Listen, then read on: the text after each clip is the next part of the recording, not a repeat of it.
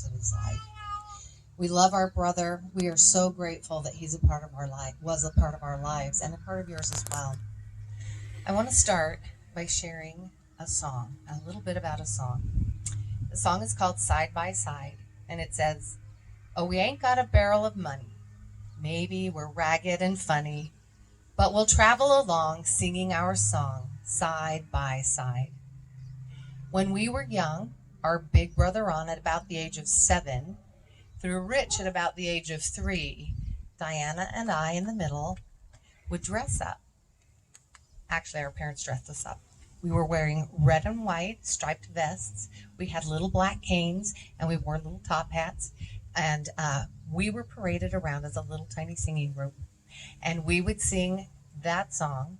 And then we would also sing the fight song for BYU, the fight song for Washington State, and the fight song for the University of Washington. We lived in Washington. So that's where we were. And we would sing these songs. And that's one of my earliest memories of my brother Ron, is performing with him. And we did a little dance with our canes, and we moved them back and forth. And it was really cute, I hope. In my memory, it was really cute. So singing has always been a part of Ron's life. As you know, he loves music. And in part, that's because our mother would sing to us when we were young, especially as we traveled. Our grandparents lived usually in the Utah area. One set always lived there. One lived between there and California. But we'd go on trips, and Mom would sing songs, and we learned many, many, many songs in the car, riding with our dear sweet mother. And she really helped us all love to sing. So that takes us to the time where we lived not far down the road here in Logan. And Ron used to sleep in a bed shared with his brother Rich, 3 years apart. No, 6 years apart. Ron was the big brother. Rich was 6 years younger because the two girls were in between. So as they shared a bed, every night when they go to bed, Rich has shared with me that Ron would ask him, "You want me to sing you to sleep?" And Rich was so excited that Ron would sing him to sleep. And every night he sang him to sleep. And he sang the same two songs. And here they are. Chicory chick, chilla, chilla, checkala roma, in a bananica, balaka, wallaka, can't you see? Chicory chick is me. So if you've heard it from Ron, you know it started with Rich. He also would sing, "I sing nothing, nothing, nothing. I sing nothing all day long. I sing absolutely nothing. How do you like my nothing song?" So there's a history there. Rich loved it. It was a great experience for him.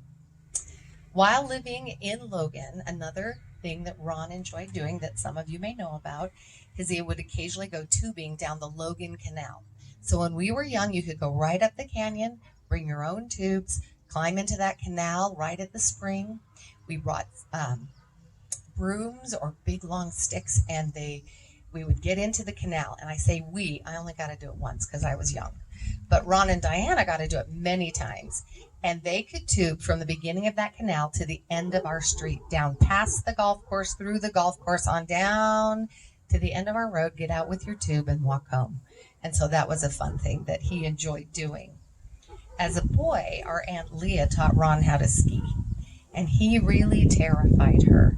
She was a great skier, and he was there learning in those early lessons, and all he wanted to do was go straight down the slope.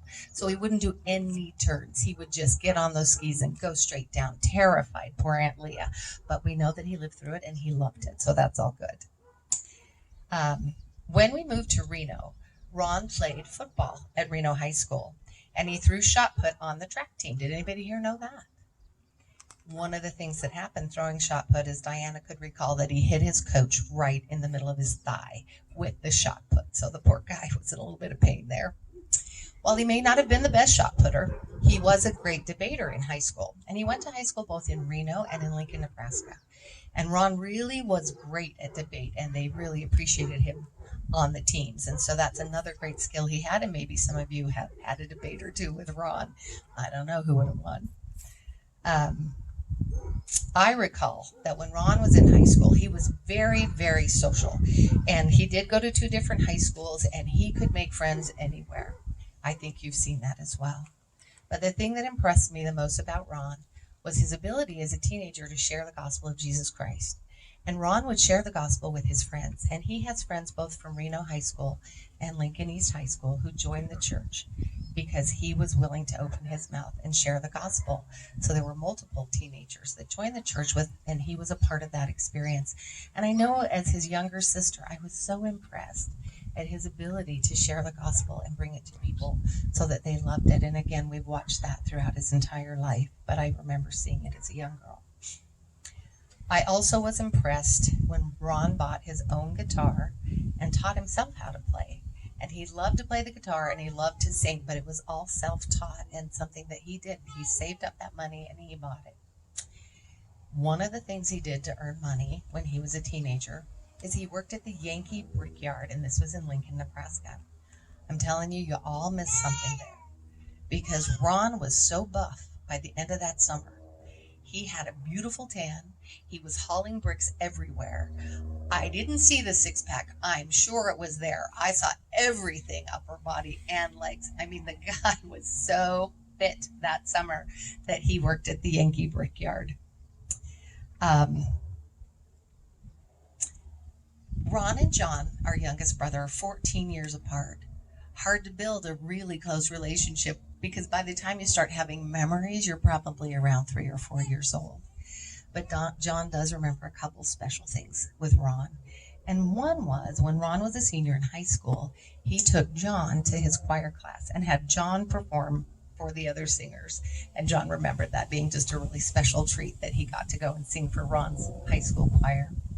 The other thing that John remembers Ron dearly for is he taught him how to count, like the count from Sesame Street. So you had that 1, 2, 3, I hear the head shaking, so I guess many of you have learned to count like the count. But Ron took the time to bond with his little brother, and you know, that's a huge difference. And it's a great memory that John has of the time that his big brother invested in him. Now, to a young teenage brother named Rich, who's a much older man over here now, he told me that he found when he was a teenage boy that his brother Ron was a man of wisdom who gave him sound advice at pivotal points in his life. And as a teenager, there were a couple of specifics that Rich shared with me. And one was, one time Rich had a question about the church, and he struggled because of experiences he had at church. And Ron told him, Rich, remember, the church is perfect, but the people in it are not. Rich thought that was an epiphany. He really loved learning that from his older brother, and as a teenager, he just never thought of that before, and it meant a lot to him. Another time, Rich asked Ron very sincerely, how can I know that God is real? How can I know?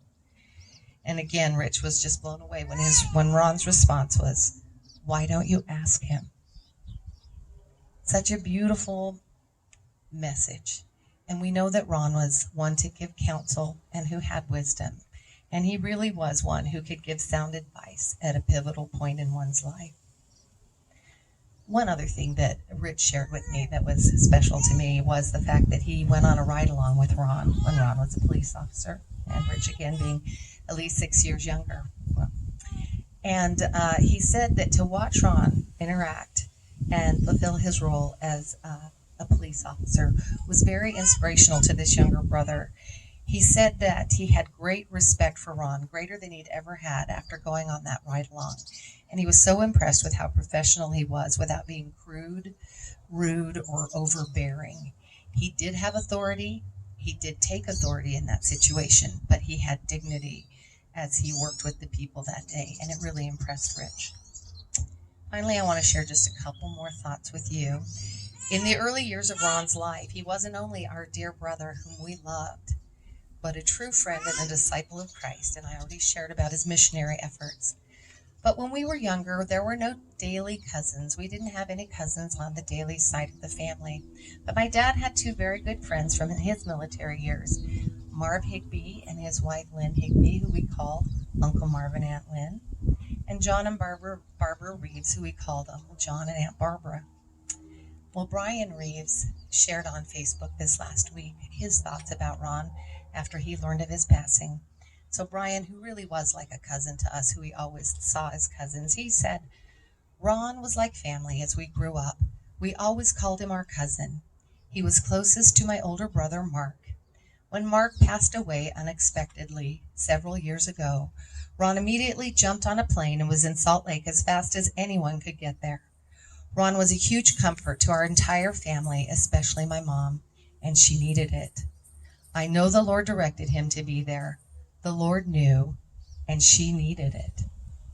Ron was the only one who could accomplish the most. Ron is a great man.